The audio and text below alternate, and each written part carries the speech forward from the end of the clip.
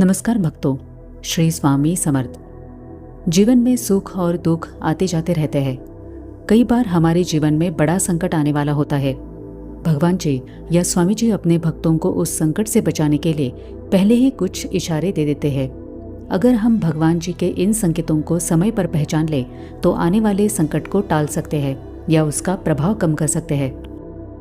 आज के वीडियो में जानेंगे, जब संकट आने वाला होता है तो भगवान हमें क्या संकेत देते हैं। सबसे पहले ये समझते हैं कि भगवान हमें पहले से ही सावधान क्यों करते हैं। भक्तों के प्रति करुणा। भगवान अपने भक्तों से असीम प्रेम करते हैं। वे कभी नहीं चाहते कि उनका कोई भी भक्त अचानक किसी बड़ी मुसीबत में फंस जाए। दूसरा कारण है गलत फैसलों से बचाना। जब हम अनजाने में किसी गलत रास्ते पर जाने लगते हैं तो स्वामी जी या हमारे इष्ट देवता हमें रोकने के लिए कोई ना कोई बाधा खड़ी कर देते हैं। तीसरा कारण है संकट का बोझ हल्का करना। कर्मों का फल तो भुगतना ही पड़ता है, लेकिन जब भगवान की कृपा होती है तो बड़े से बड़ा संकट भी एक छोटे झटके में बदल जाता है। आइए हम जानते हैं संकट आने से पहले मिलने वाले 5 मुख्य संकेत। स्वामी या हमारे इष्ट देवता हमें सीधे शब्दों में नहीं बल्कि कुछ सूक्ष्म तरीकों से सावधान करते हैं। सपनों के माध्यम से संकट का संकेत मिलना। सपने सीधे हमारे मन और भगवान से जुड़े होते हैं। अगर आपको सपने में बार बार अंधेरा, तूफान, आग या अचानक बाढ़ जैसी डरावनी चीजें दिख रही है तो इसे सामान्य मत समझिए। कई बार स्वामी जी खुद सपने में आकर भक्त को सचेत करते हैं। अगर ऐसे सपने बार बार आए तो समझ जाना चाहिए कि कुछ ठीक नहीं है।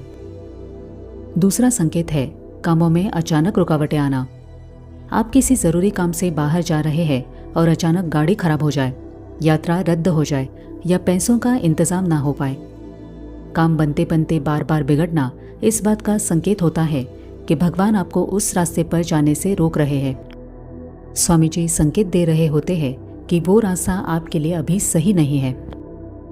संकट का तीसरा संकेत है किसी अन्य व्यक्ति के जरिए संदेश मिलना।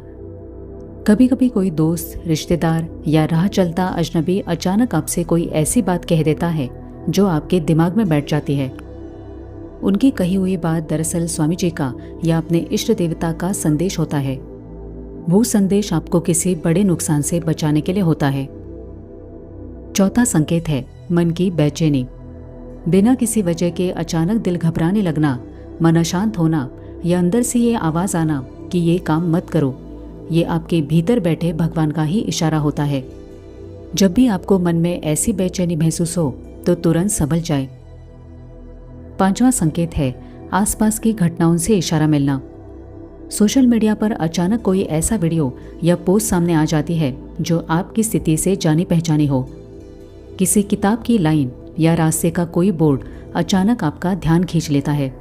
अचानक पैसों का नुकसान होना या किसी जरूरी चीज का खो जाना, ये सब स्वामी जी के इशारे होते हैं जो आने वाले संकट की चेतावनी हो सकते हैं। लोग इन दैवीय संकेतों को नजरअंदाज क्यों कर देते हैं? बहुत से लोग इन बातों को सिर्फ एक इत्तेफाक मान लेते हैं और बहुत ज्यादा लॉजिक ना लगाने के चक्कर में सच को नहीं देख पाते।